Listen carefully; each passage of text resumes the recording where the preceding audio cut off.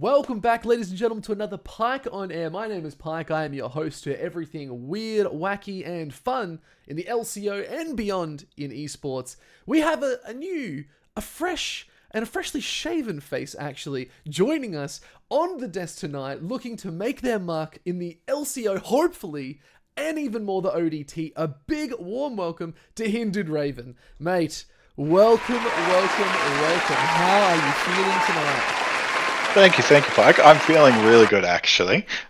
Looking forward to making my mark and doing what I can for the pro scene. Mate, I want to, let's just jump straight into it, right? Let's get to know you. You've sort of talked to me a little bit about it, but what should the viewers out there at home know about Hindered Raven? Yeah, so I've been around in the scene for a little bit, especially in the amateur scene. I've jumped from team to team. Always just been in the background, really. I've wanted to do professional, LCO sort of thing for a while, but just haven't quite made the cut, sort of thing. Hopefully, I can try and get to change that this year. We'll see what happens. But I've been in and out. I think some people might know me from my brother, who was Zippo. He was an old name back in the day. He used to be in and around OCS sort of thing, and then unfortunately got banned due to some unfortunate behavior on his end. Won't happen to me. But yeah, I've just been, making my way through and hopefully getting ready to make my mark. That's awesome, man. So tell us your story. So how long have you been playing League? Since beta? Give us a timeline. Yeah, so actually I got dragged into it by my cousin in beta, which was an interesting one. So back then, oh god, that's 15 years ago almost About now? that, yeah. A little bit. 13 or 14, actually, yeah. Yeah, so at that time I would have been around 11 or 12, so I was quite young. Popped in. This was back in the days where Twisted Fate Ultimate was on his E sort of thing, and Soraka could even heal herself and give herself mana. That was a wacky time. But those were the good days. I didn't really play too much back then. I was, for fun player. And I actually quit for a couple of years just because it wasn't really my type of game. I was a kid. I had a bunch of different hobbies. Played a lot of soccer sort of things, so I didn't actually play many video games when I was younger. But then my brother got into it, Zippo, and I thought to myself, because I was, following after my big brother's footsteps everywhere I went at that age, I'll play it too. And I played for fun with a bunch of friends for a while, and then I think, season 8, I decided I would start giving it a go, maybe a bit underneath. I'd start actually trying a bit more. Before that, I actually did do it. We have in Canberra, had this place called the Bunker. It used to be like a little bar or something. I can't remember exactly because I don't think it's around anymore. Okay. But I did my first tournament there. I was Platinum 4, and I thought I was the GOAT. And I was a Nasus one-trick in top lane. And then I went up against some challenger players, and I versed Lulu top lane. I got demolished, and I banned Lulu in all my ranked games going forward. But yeah, that's kind of where the start of it was. I used to be an AD carry player. Yep. And then back in those days, season 7, season 8, supports got a huge buff, and AD carries had to start relying on their supports a lot more. Back in that day, I was a very selfish player, so having to actually rely on someone rubbed me the wrong way, and then I moved to mid lane. We're both mid laners. I hated that, and now I rely on my jungler for literally everything. So, full circle. I literally had the game literally just before, and I was just like, I'll play someone new, I'll have some fun. Played Kassadin. I was like, that's fine, I just get to play till late game. Had a Zed jungle. Oh, yeah. And most people would be like, oh, Zed jungle's alright. I looked at it, I was just like, Lee Sin top, Zed jungle, Kassadin mid. Yeah. Not a fan of that one. No, it was not a good game either. I knew someone in that game, and it was very toxic. And I was like, this is not okay. My rep is not about toxicity, but we're here for you. So you're a mid laner. Yeah. Now. Give me your top 3 champions right now. Oh, I guess the main one that a lot of people know me for at the moment is Syndra. I've been the rank 1 Syndra in OC for quite a while, at the very least. Me on my Syndra? My Syndra is alright, but it's shit. I could give it a try. I'm not the best coach for that sort of thing. That's why you're a player. Yeah, I currently just kind of, when I'm playing Syndra, it's more less thought process of what I'm doing, and my hands just know what to do. You know, muscle memory. it's a big mechanics max sort of thing. Mm. But yeah, Syndra is my big one. Favorite champion. I think she's an amazing champion. I kind of hate it every time she gets nerfed. Makes me cry. Agree. But otherwise, my second ones would have to be like Oriana and Ari. They're both really big staple champions that I've played for a while. I played them for years now. So now that they're in the meta, well, mostly in the meta, chuffed. Yeah, you're living the dream. You're sitting very pretty right now, and then you're up against me, who I'm plat. I'm like mid-level plat, right? And I'm out there playing Fizz, Yone, and Syndra, and everyone's like, "Fuck this guy, he's a dick." It's And very weird champions. And I lose anyway, and I'm like, you know what? That's fine. Let's not even worry about it. LP's not real. I don't have to stress about it. But no, that's cool, It's right? not So a problem. you build. You've got you're basically your champion pool is basically around this meta too. So let's chat a little bit about, before we talk more about you, because we'll talk about you the whole time. Let's talk about the ODT, which you were just in. Yeah. Tell us about that experience. It was interesting. Look, there are a couple of players there that I have played with before. So I've played with Kajamo before on a couple of other teams. He used to actually jungle for me in a different amateur tournament. And he played support. This guy can play everything. He plays every role, and he does it without complaint until he gets to the point of, you know what, I don't want to do this. He'll finish the tournament off, whatever it is, and then say, hey, sorry guys, not playing this role anymore. I think he's now sticking with AD. I think that's what he's sticking with. He used to be a mid laner, actually. So I believe it's AD now, and he's actually really good at it. I'm impressed with how far he's come. But yeah, I've never played with Baby Banana Peel before, so that was a new one. Especially because some of the people that I used to play with in these amateur teams didn't have a great opinion of Baby Banana Peel, so I kind of went in a bit sketchy about it. But really great guy. Enjoy playing with him as well. Evewin as well. Jacob is a really cool person. Is a bit full on sometimes, but he obviously has drive. He wants to get better. You can tell he's passionate about the game. Support Gavin. Gavin was someone I haven't played with before either, which was a bit interesting. I struggle with support because, without trying to get too bad with it, I think support's a role Oceania not struggles with. That's the word.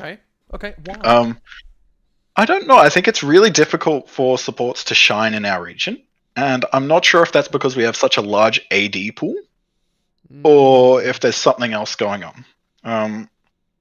But it's difficult for supports to be able to shine, and that's why I came in expecting not super sure, but I think he was actually one of the best supports in the split there, and he did a wonderful job. He came in, he had a great attitude throughout the entire time. Him and Kajamu actually meshed really well, and pleasure to play with them. Yeah. So what team were you on? Talk to us about the team and how that went. Yeah, so we were playing on the Kings Never Die, KND. That was part of my last outro words on the actual ODT stream. Yeah, look, we had Fido coaching us for a while. Well, I think the whole thing, actually. That was really nice. He gave me some one-on-one coaching for champions like Tristana as well, which was really good because, let's be honest, he's a Tristana one-trick. Yeah, no, that's true. That's okay. That's fun. It was good, actually. Ollie was great.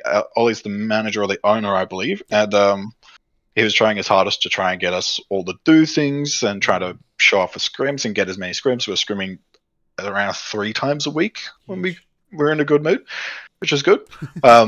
Those were wonderful to me. I think they treated me really well, and I'm pretty happy with them. Yeah. That's awesome, man. Like, it's really good to hear, because I think when you compare, because we can only start comparing it now fairly recently because ODT's just had its first like official split, right? Compared to like LCO, you hear the stories of like teams unable to scrim, and we know that the Antic team that you went up against in the grand finals, they didn't scrim anyone. And sadly, they still got the win. I think that purely came down to they just had such an exceptional not just a roster, but an understanding too. I think they were just that next level again. But it sort of proves this like hard work, and those players have put in a whole lot of fucking work over the years, and they are Yeah. ex-pros and stuff as well. But to say that you got to that point, though, on the other flip side of that is you guys played exceptionally all split long. You guys fucking stomped so many people. Well, that's the thing is, they are very good players all on the Antic Academy team. They've all been professionals, and then I think they've all played together frequently as well. So they all have like a certain chemistry that I think most other amateur teams just never will have, because teams change so frequently, sort of thing. And I was really happy. We actually beat them earlier on in the split, and I think we beat them quite handedly too. Which is why we kind of went in expecting the same thing, and they put up a better fight than last time. But I think we also kind of got to the edge of it. We were last game's nerves starting to like wind down from, we stopped ramping up and we started slowing down a bit. I think we definitely didn't play our best, unfortunately. These things happen. But look, they deserve the win, and I'm happy we got to play against them. Like, if there's any other team to lose to, it was them. Yeah. No, 100%. It was even like we were considering Mammoth as well, with Yojin just like was popping off so much. We were all saying in the back end, being like, I think it's going to be a Mammoth KND sort of deal. We were like, Yojin's just been going crazy. And the Mammoth roster was also so good. So what I loved, though, is you could look at each roster, you could look at each team, especially at an ODT and that amateur level, and damn, there's some not only good names, but players, man. You guys were all playing so well. It felt like pro scene. And it was an honor to get to cast it. I think we honestly had some really good games there as well. I was a bit sad because our play style didn't allow me to play much of my Syndra. I think I played a lot of Galio Karma sort of deal. And it's a little less enjoyable than I want to do, but I'm happy I got to show it off because... look, at the end of the day, like, everyone else deserves to play what they're comfortable with as well. And I'm happy to play whatever for my team, especially when I think I can play it well. But everyone in the tournament there was some really scary people in there as well. As you said, Mammoth Yojin is, I think I typed to him, we talk to each other every now and then. Met him at Cadence's wedding. Oh, true. So that was fun. I fully expected to verse them as well. After our first game with Antic, I wasn't super sure if they would make it to the end, but Antic rose up, sort of thing. I think it shocked everyone that Mammoth went in there. But I think it would have been... I was looking forward to having a finals against him, but the dominoes didn't fall the way that way. Much like the tide, it's ins and outs, and sadly teams rise and fall. But still, like, I'd love to get your thoughts, right? As like a first-hand experience from a player. We obviously see it from a back end, and now this is me doing like a subtle, like, let's do a feedback sort of form, obviously of ODT. How'd you find the whole tournament from your point of view? Well, I think it was really great. I really enjoyed the way that it was set up. Like, for someone who's looking to go into LCO, right? It gives you that week by week basis sort of thing, where you've got your game day and you've got to do all your training or whatever up until that game day, and just getting on stream and all that sort of thing. So it actually felt really good, especially to play against what should be the top amateur players, or it felt like they were the top amateur players, who were quite frequently the top people in the ladder as well, especially in those sort of things. It was really good to verse them. I think the publicity is good for everyone involved as well. I think it's really great, and it brings a lot of entertainment value, hopefully, to everyone watching it. But I think it's great. It brings a lot into the scene, a lot that's needed, especially. What can I say other than sing its praises, really? It's great. I think it's one of those things that I've been running these interviews for almost a year now, right? Like, I've done quite a few and sort of done it through the split and talked to a lot of big names and a lot of big players. And they've all said the same thing, which is if we don't have a grassroots system in place, we don't have a good pro scene. Because if you don't have that level of finding new players that are worthy to take a shot, and I think the best example is probably Chirp, who I'm pretty sure you've played against, or at least in solo queue as well, you've versed Chirp. players like that moving up to the next bit. Hooper's another one that was like a star amateur player for a long time and then went pro and sadly flopped a couple times, but that comes down to probably the pressure on stage, and it happens. But like that's the thing, right? Like it is that necessary. It's not even necessary evil. It's a necessary good because it does nothing but give players like yourself a chance to shine and rise up. Yeah, exactly. I don't know what else to say. I only wish there was more, really. Like, Well, there's gonna be more. Yeah, Can't say too much, there's definitely but there's gonna be more. I think it's wonderful that it's happening. Because unfortunately, like OC has gone through its ups and downs, right? Like we got OCS shot in the head, and then like we had some sock for a while, but that kind of fell off a little bit, Yeah. and then I think we've had sporadic things every now and then, but nothing really dedicated. It's nice to see ODT coming back. So it coming back for the second year, because it did its own thing last year, I think. So we ran it for like a week, over like a week, Yeah. and did like this one little block of tournament to test the waters. And then they were like, okay, we like this. Then we did a full thing. And then I can confirm all the higher ups are like, yeah, that's sick. I think it's really good. It's needed. It's really needed. And the fact that it's come back after a year and it's still going. And I think most people actually enjoyed playing in it as well. And we had pretty good viewership. I'm fairly certain was good as well. Actually, I think hopefully it has longevity to it. Like it. I think the benefit as well is, and I'm looking at it from the same exact point, the longevity of it. There is now technically a high school tournament into varsity tournament, into an actual amateur tournament, and now a pro tournament. Mate, we're basically Korea, if I'm being honest. We're basically Korea. Like if that's the title of the video, OS is the new Korea. I'll put it out there. That's fine. We can do it. But you know what I mean, right? Like, that's what Korea does so well, is they breed these children almost, and from the age of 11, which is when you started playing, they're finding the prodigies, right? And they're saying, okay, this is a player. Sweet, we'll put them onto an amateur team like Gen G or something. Sweet, they'll see how they go. And that's how Chovy got to where he is, right? Like, that's the big thing. Like, it's that progression that you need. So, mate, I'm keen to see what it produces, but also what the scene can get out of it. For a majority, right? I think that's the big difference, is we can have all the tournaments we want, but whether the people are willing to put in the time and effort to see it succeed is a whole nother thing. Yeah, couldn't say it any other way, really. Well, I'll just stop answering my own questions then, shall I? No, it's just exactly true, right? Like, I think it's wonderful that we've started to get what we want. I think there's definitely a few things else that we could build upon in NOC. I think there's a couple of things that I would love to see happen. Tell me about it. Tell me. Well, look, so I think it was either year before last or last year. I'm terrible with time. I think it was year before last. Chiefs did their proving grounds. Yeah. And I think that was wonderful. I think it would be like the next step up from ODT, is if you could get like the top ODT players sort of things for these top teams doing their proving grounds. So say like, I don't know, Ground Zero, Antic, Bliss, whatever team is doing the top stuff. If they were able to do their own like proving grounds or something, I think it would be wonderful for OC. I think it would be great. It'd be like this little extra step, because it's not like the ODT. It's like, kind of a smaller one. It didn't last, a month or so.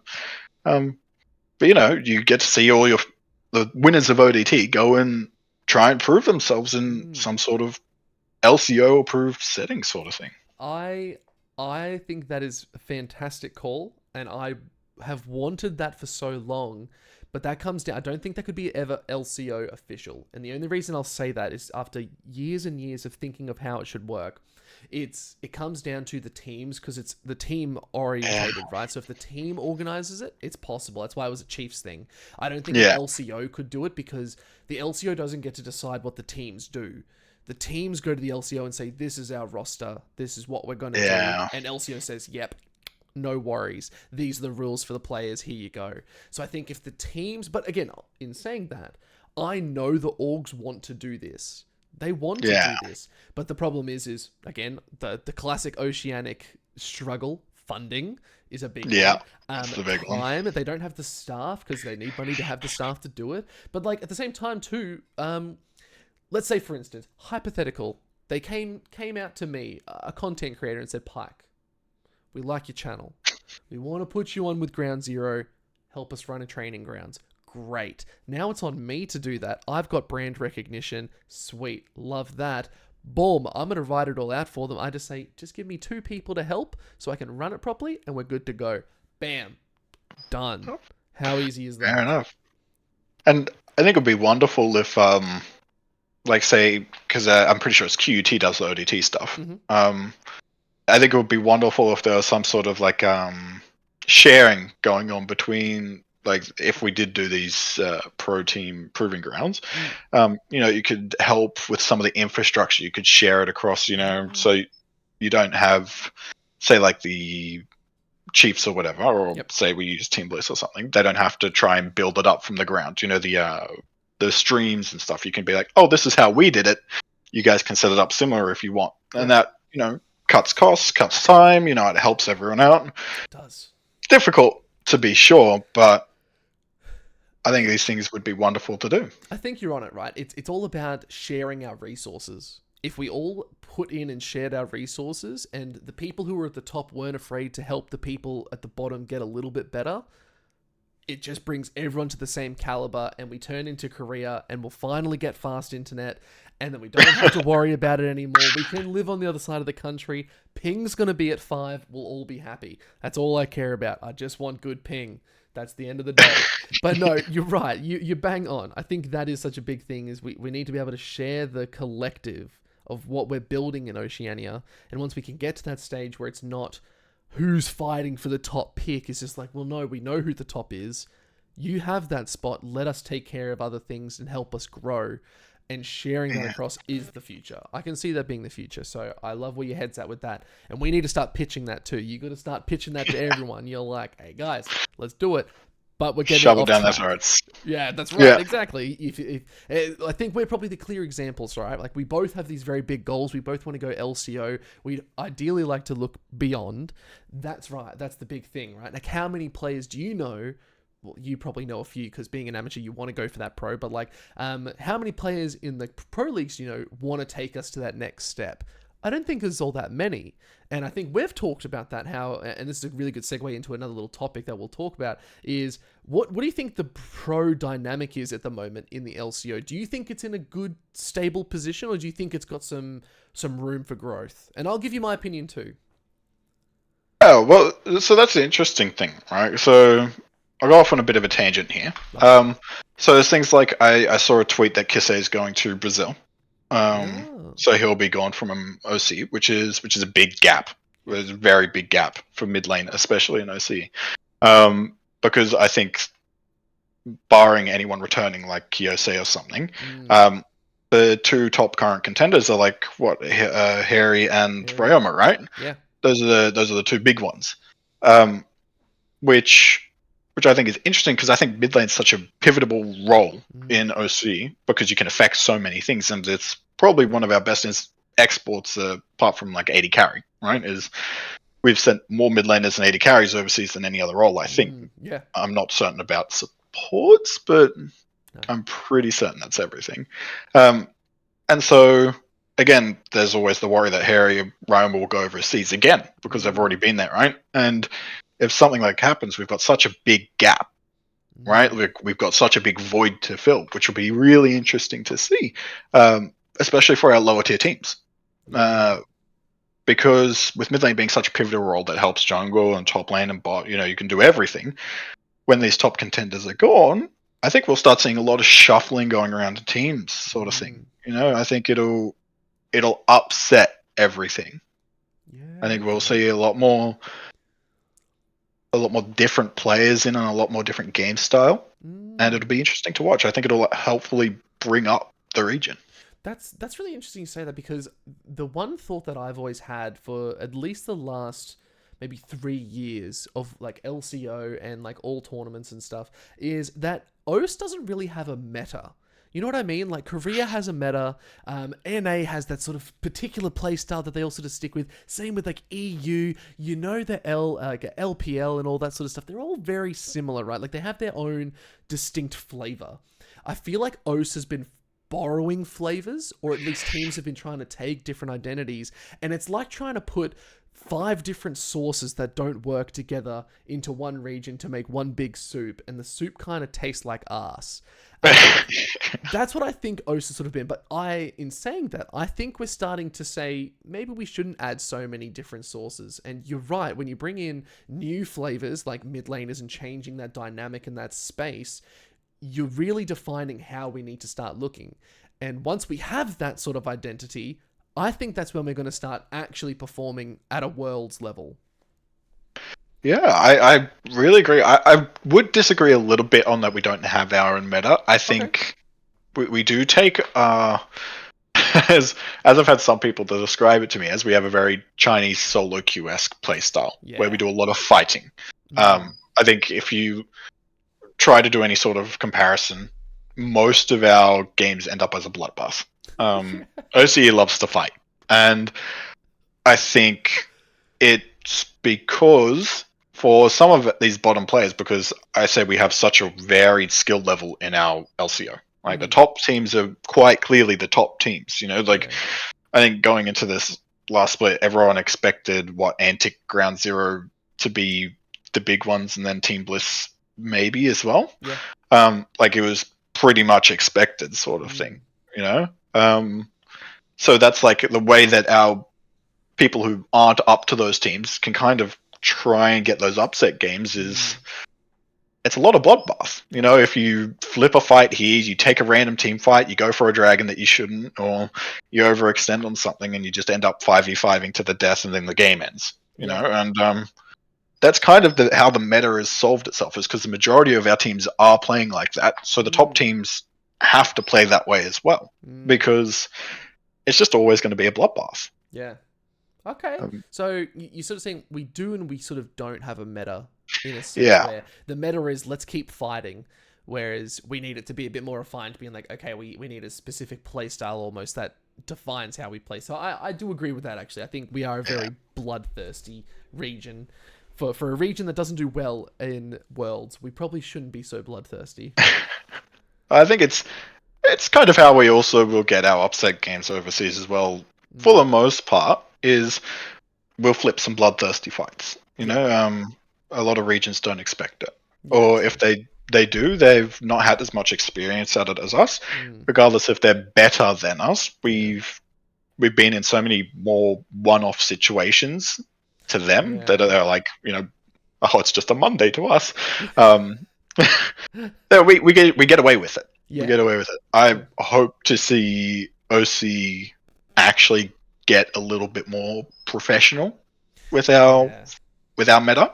I don't know the better word for it. Maybe a bit more structured is the better word. I hope we get a bit more structured with our meta, because I think that would be great for building skill as well.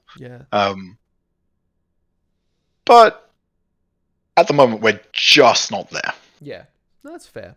Well, funnily enough, Raven, we have hit a little pivotal moment. It's halfway through the show, so we've got a fun game for you. I mentioned these games off air, but I want to hit you with it fun. So the first sort of segment I like to just throw out at you, it's called Guess That Pro.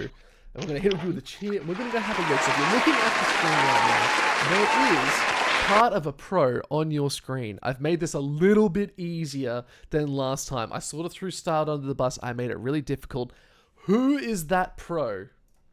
I'm terrible. Is this going to be like international pro as well, or just it is LCO? An international pro. You got to guess. You got to like keep throwing guesses at me. Oh goodness. Okay, is it Carrier? It's not Carrier. Okay, I'm terrible. It's sort of like 20 questions almost. Like hit me with some 20 questions, like sort of base thing. I think. I'll ask a couple of ones. Is it T1?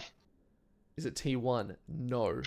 No, it's not T1. Okay, then my immediate other guess is it Gen G? It is Gen G. Now I've got to remember the players from Gen G. Yes, Here's you the do. problem. Because I know pro names, I just don't know who's on the team. True. Okay, so it's not Chovy. Chovy. Congratulations. It It is? is Chovy. I Oh didn't yeah. want to make it too hard. I'm terrible with names, so it'll get worse, I promise you. I thought that was an easy one because I hit styled last week with Coach Arsh, his literal Oh. mate who he coached with. I was just like, maybe I'll do an actual pro player this time. And throw it a little bit. But I was hoping you'd be like, are they from MSI? And I'm like, yes, they are. So I thought I'd give you an easy one.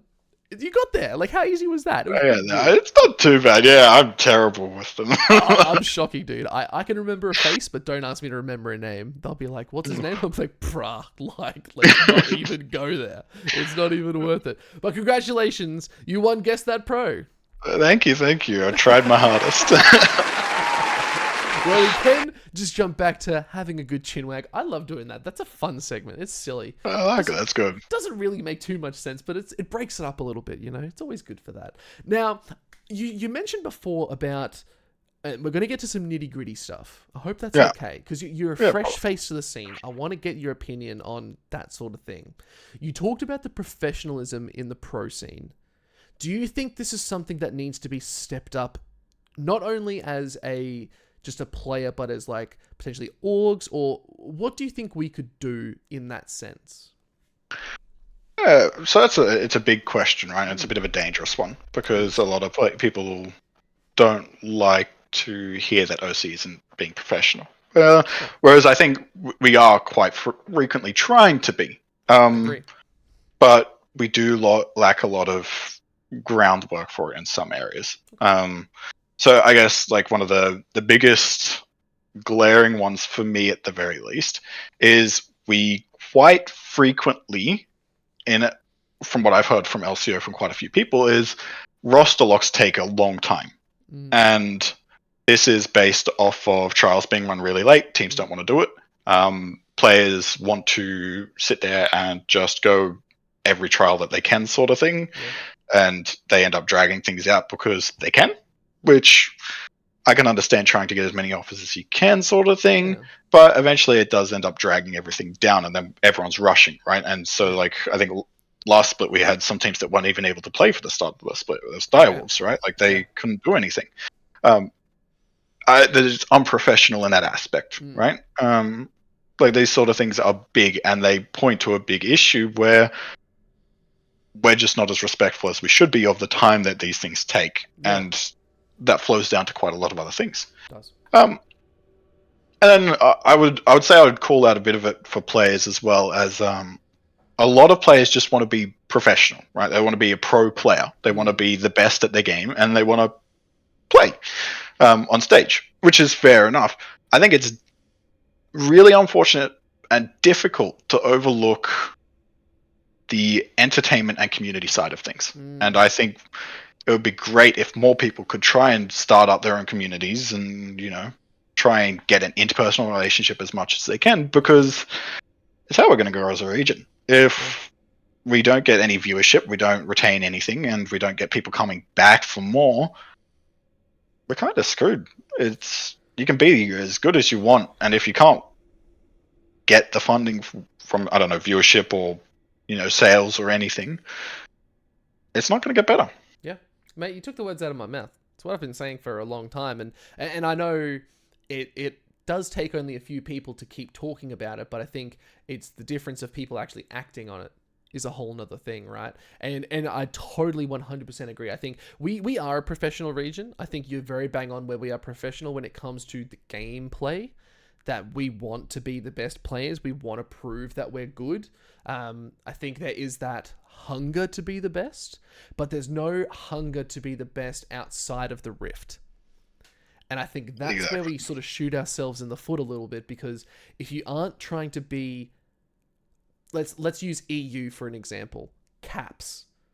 Everyone knows Caps' name. Why is that? is the big question. So why is Cap so well known? It's not just because he's a pro player, but how many good memes are there out there about Caps, and how many good shoots have they done? How much good marketing have they done around his brand recognition? It's huge. And yes, again, we can always come back to money, but I like to just say now, fuck the money off. That doesn't matter.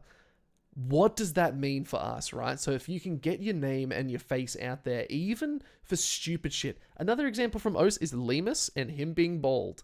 Everyone calling him Baldy is hilarious. He's just owning it now, and you're like, you know what? That's a good brand. Like, I love it. Well, I mean, that's the thing, right? Is I guess like some immediate things that you can point to off the top of your head is, say, like Faker. He does this.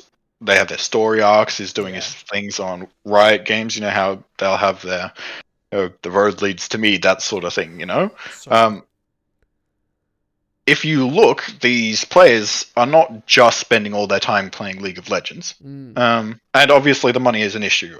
That's non-debatable, especially in OC. It's really difficult. Understandable.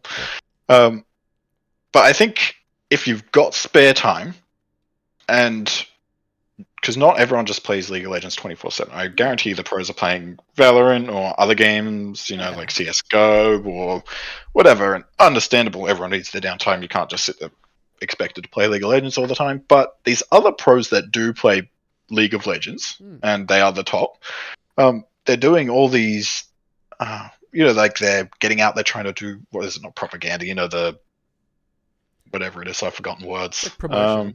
Promotion, you know, promotional stuff. They're all spending a lot of time with their teams, because I think teams need to also help. It needs to be on both sides of a party to make it work properly.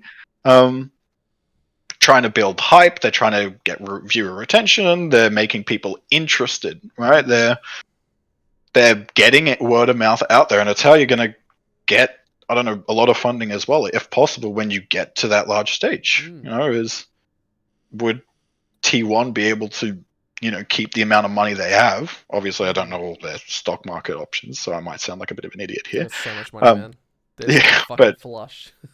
It's like, would these teams be able to get there if they didn't have people caring about the organizations and their brands and all their, you know, sales on shirts or people watching their streams, sort of thing? It would make it a lot harder for them to be where they are. Yeah. Right? Like, these things add up. Yeah. No, you're so bang on, dude. 100%. And I think that comes down to, and I've said this to org owners as well, man. I'm like, what is the chances of an org putting in a player's contract that they need to stream a certain amount of hours? And they said that, and they just like, a lot of these players are introverts. I was like, you know what? Fair enough. Like, I'm not going to argue with that. That it comes down to, there needs to be that conversation. I'm all about conversation and communication and this sort of stuff. You need to be able to make sure it's okay with someone before they start signing that dotted line and it starts fucking them over. But if you do find players, very much like yourself too, with that bit of charisma, bit of that personality too, I'd be putting in a clause being like, look, if you stream 15 hours a week of your own time, just 15 hours, whatever you earned from those streams from viewers, be it Twitch subs or whatever you're getting from it, we'll match 50% of that. As an org owner, think of that, right? Like, how good would that be if you, because then you were like, fuck, if I stream more, the chances of getting more give me more money, and then I'm earning that back from my org because I'm getting brand recognition. Like, that is a basic model I've been tinkering with and thinking about. And I'm like, 50% might seem a little bit high to start with, but a goal you could get to. But imagine that if you were able to go out and make $300 live streaming, just you playing League or any game, whatever you wanted to do, but streaming with a brand, it's another $150 in your pocket. You're like, sweet. That's a whole lot of Zinger boxes. I couldn't put it better, really. Like I understand it would be difficult because a lot of these organizations don't have the money to throw around, and it's difficult to have to take that leap to, you know, spend that money on that sort of thing. Yeah. But I think it is needed.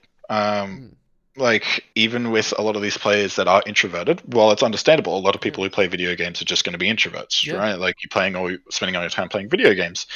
I think it's something that should be considered at the very least for being a professional. If you end up being at the top, you're going to be on stage, you're going to be in front of thousands of people, you know, you're going to be streamed. As much as you can be an introvert, it's going to get to be a part of your life if you're good enough. Yeah. You just have to be there. And I think the streaming thing, I absolutely love it. I think say with part of that clause, you could just be like, okay, while you're streaming these games, you have to have like your jersey on, you have to have the stream setup we've made for you, so you've got all our merchandise on the side, or like promoting the brand that they're with, because it needs to be give and take, right? And then that brand can help organize things. It's just what should be happening. And even if it's a case of like that they loaned gear, like if someone's saying, hey, I don't have a webcam, I don't have a good microphone, yeah, cool. Like we have a couple of those spare. We'll loan it to you for the split. You have the option to do this. If you don't want to do it, that's fine. But at the end of the split, you have to return it.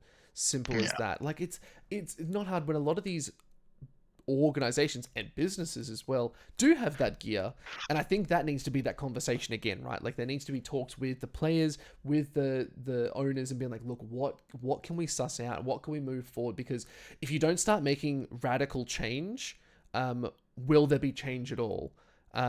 Because the big saying is, if it doesn't change, it doesn't change. So if we don't start making these moves and trying to be a bit more proactive with it, nothing's going to happen anyway. So if I'm the guy that everyone says, Pike, fuck you, you're making us go bankrupt because you're trying to do this, fuck man, I'll take that on the head. That's fine. I'm not paying you back though. Well, that's the thing, right? Is you brought up a point that I think I harp on a bit about in my head, at the very least, or to a couple of people, which is with it ties into a few things. So earlier we talked about there's no money in League of Legends sort of thing in OC at the very least, and a lot of overseas countries like NA and EU can't, like they're not making as much as they should have. There's that whole NA thing with their academy teams, because it just wasn't profitable, right? The whole thing is say with the streaming stuff, it's not going to be an overnight solution. It's probably not even going to be a year solution, but it's something that you build up. Right, like it's something that adds on to all your other stuff that you're doing, and if you can make it even 1% profitable, it's worth it. Like it's just straight up worth it. And it's something that I would also like to segue into for like this professionalism stuff is not bit of controversial one. These people are saying, oh, there's no money in it. There's no reason to be no reason to go as hard into League when there's no money into it. Sometimes you have to just take that leap, as bad as it sounds. Like you have to weigh up the risks, and it's understandable if you don't like the risks and you don't want to take that leap. But for say League of Legends, LCO or something, right? If you are only going to join LCO and play one scrim a week and aim for the bottom of it, and then you're done, you've never given it a shot. I don't think you've given it a proper shot. You've got to actually think to yourself whether or not it's worth you taking that leap. And it's a big risk, obviously, for a lot of these people. Like playing League of Legends committed when you're not making money can be very daunting, especially in this economy, but it happens in life all the time.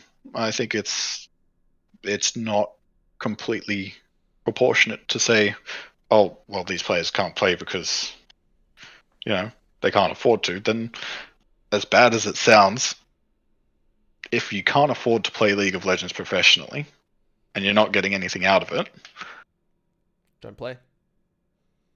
Work on your own life. It's better that way. Like, I would rather someone not play League of Legends professionally and have a full life outside of it, rather than not be able to afford it, not put in the required time, and screw themselves in both aspects. It's just it also comes down to there needs to be a level of selfishness and selflessness, if that makes sense. Like, you need to be selfish to the point where if you, like you said, if you can't physically do it and it doesn't meet the criteria of what you're trying to get out of life, sadly, you do need to just cut that cord. But if you are willing to put in the time, you are willing and you do have a little bit extra to give, like now is the time to actually stop, say, you know what, I'm actually going to try for this. If we go for it hard, there is a chance. And I'd rather say what if to that sort of chance than not take it at all. Yeah, it's exactly like if you don't take that chance, it's like starting up a business or something, right? Like if you start out that business, there's a chance you go bankrupt. That's the risk, right? It's the same thing. You might lose a year of your life where you're not making money. You're actually losing money, and in this economy, that's difficult. But if you don't actually go all in on it, it's going to be hard for you to get to where you want to go, right? Like it's something that I'd say if you don't go 100%, you're never going to get to the top. Mate, you're preaching to the choir. And I love it. I love it, man. Like again, these are the conversations that we need to start having more of, right? Like, and this is like maybe one of the first genuine conversations I've had in a while that it makes not only sense but it's practical too. Like we're giving genuine solutions to problems that we know are fixable. And I think that's why I started this show in the first place. Is it wasn't just to highlight players and get to know people in the scene. It was about how can we start fixing the problems that are out there? How can we all start working together on it? And this is about me trying to build the right community of Oceania together to say, hey, all right, Pike's trying to start something. Let's fucking do it, man. Like, and that's just all it is. So it's honestly, it's a breath of fucking fresh air. I think it's something that a lot of people in the pro scene cop out on is, oh, it's just not feasible because there's no money, or Yeah, oh, it'll just never happen because people don't want to do it. yeah, I'm sorry, it's going to be hard, and that's why I disagree with these people. yeah. And it's not a comfortable truth or a Mm, comfortable thought. You know, it's an argument, whatever. It can be. I might be wrong, but it's just not comfortable to confront the idea that, sorry, it may not be feasible for a lot of people, and that's the problem. yeah, But at that point, you've just got to call it for those people. you do. As good or bad as that sounds, just in OC, it's not at that stage. Yeah. Like, I wish we could have, the infrastructure set up where people don't have to worry about, throwing their lives away to play LCO or something like that, right? Like, I wish we had that infrastructure, especially in a country like Australia, right? Or New Zealand, all that sort of thing. But it be what it be, point, unfortunately, and we're just doing what we can. But now, Raven, let's sort of dial it back a little bit. We've been very serious. We've been very hard. We've been very clinical with our thoughts and trying not to say the wrong things to get fired. Let's talk more about you. Let's focus more about Raven. Tell me, like, I want to know a little bit outside of League of Legends. What do you like to do, man? Tell me about yourself from that. Well, look, I read a lot of books. Right. I frequently I read a lot of web novels. So I've got about 15 tabs open on my phone at the moment, all different books. And I keep up to date with them when they release. It's always a bit of an issue. I subscribe to a bunch of books as well.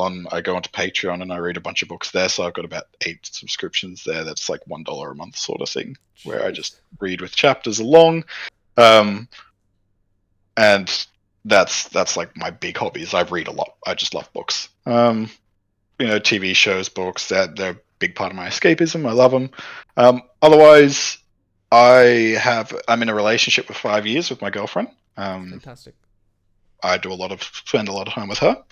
I think it's how you keep a relationship running, is spending as much time as you can sort of thing with each other, but also keeping time for your own hobbies and work life as well. I like to gym every now and then. I'm not a big gym junkie, but I like to keep somewhat in shape. Yes, flex. Oh, you're big. Just to keep healthy. I hear people say, oh, I love spending my time alone at the gym. I'm not too big a fan. I hate spending the time there, but I like being healthy. Yeah. It just is what it is. That's kind of the sort of thing I do. I don't do too much outside of that. Sometimes I go hang out with some real life friends once every week or so. Nice. But it sounds like you're living a good life, if I'm being honest. I'm trying my best. I think I'm in a very fortunate position myself, having talked about money earlier. I have wonderful family and friends who care for me, sort of thing. And look, I'm trying my best. Man, I wish I could say the same. I've just got friends. Oh. That's okay. I don't need family. I got my partner.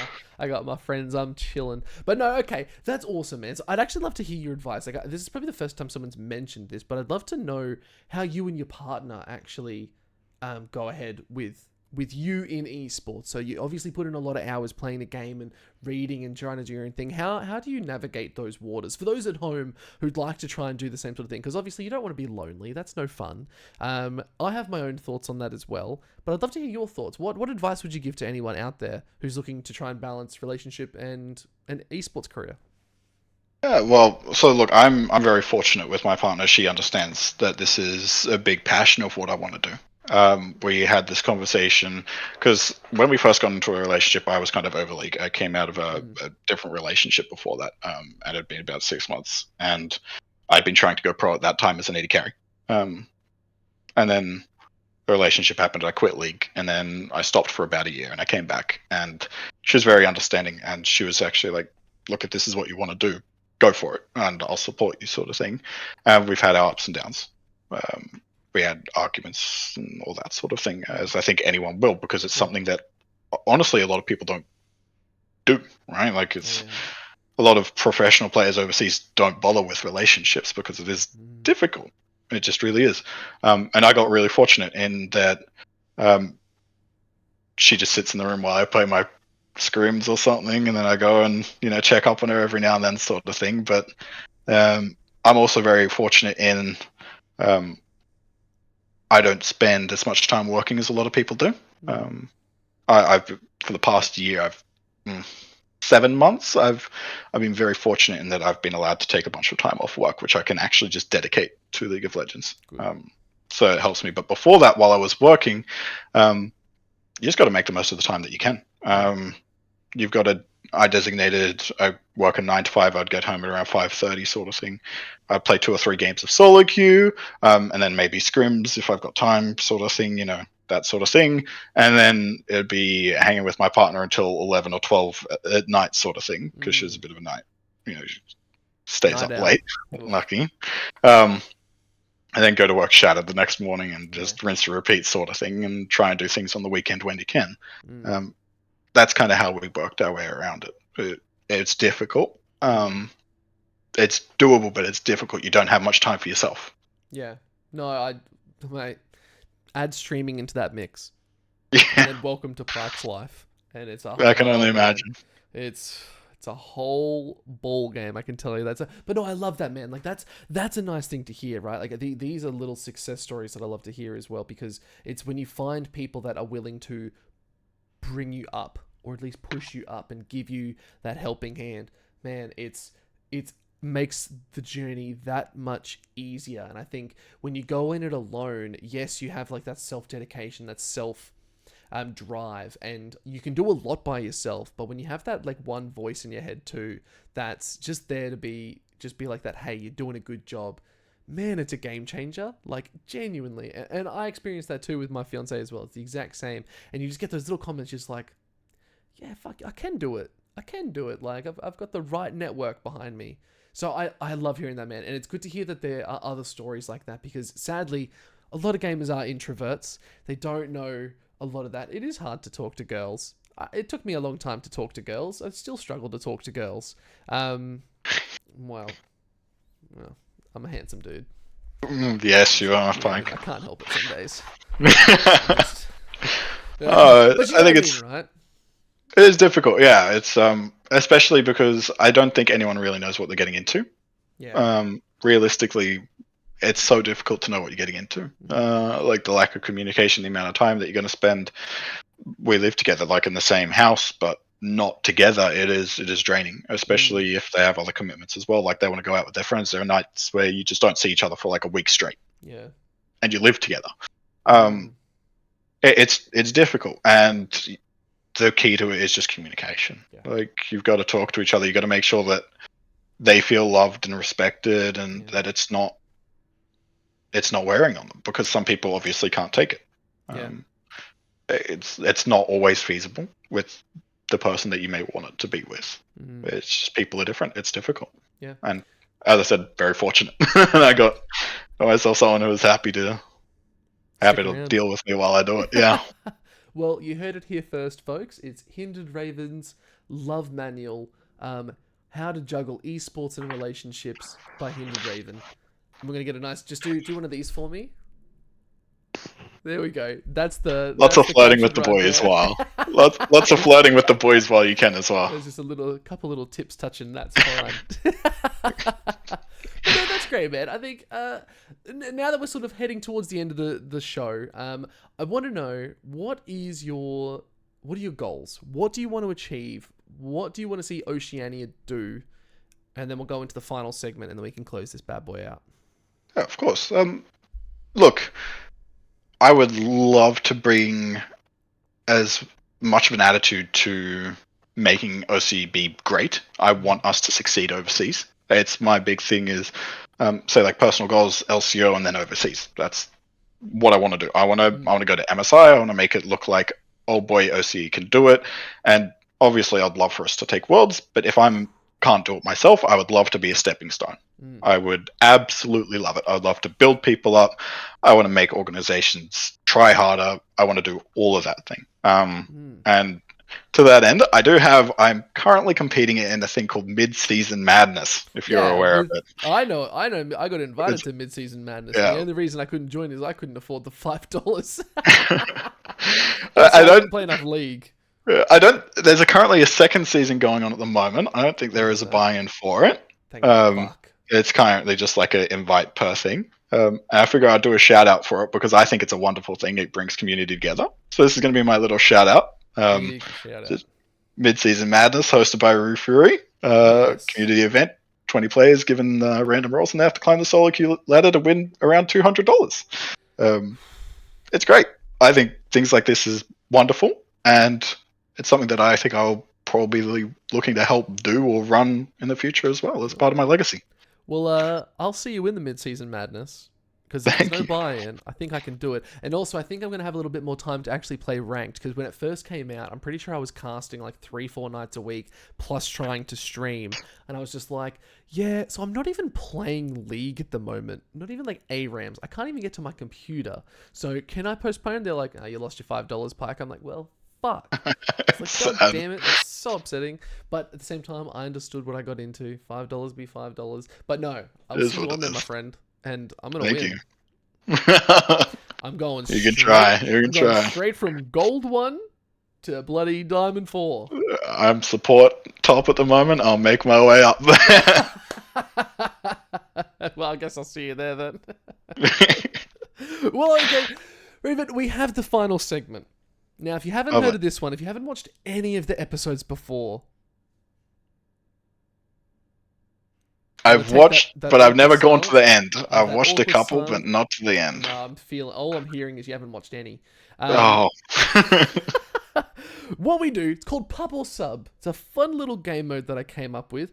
Basically, I'm going to ask you a random rapid fire questions in 20 seconds. Clock is on the screen. It's just not showing because it's blurred. But 20 seconds to answer as many of these random questions as I'm going to throw at you as possible. If you give me good enough answers, it's judged by me, you can either win a pub or a sub. Now, the pub is whenever we go to a future event like DreamHacks, PAX, or anything like that, and we're at the same one, I owe you a beer. The other side is if you do go for the sub, I give you a subscription to my Twitch channel. I had my first sub the other day, and I was chuffed because I'm like, fuck, I don't have to spend like $20 on a beer. Thank God. Now, let me get my 20 seconds up on the clock. I'll ask you the first question, and then we will start the timer. How does that sound? Sounds good. I'll be terrible at this, but we'll give it a go. Love it. Okay. So, tonight's topic is wild animals. Wild animals. That's a good topic. All right. First question. What is the coolest animal in the animal kingdom? Lion. Why is the lion the coolest animal? I don't know. I just love him. King of the jungle. Could you fight a lion and win? Definitely not, but I'd give it a go. I reckon I'd still win. If you had to verse a lion the size of a chicken or 10 chickens the size of a lion, what would you verse?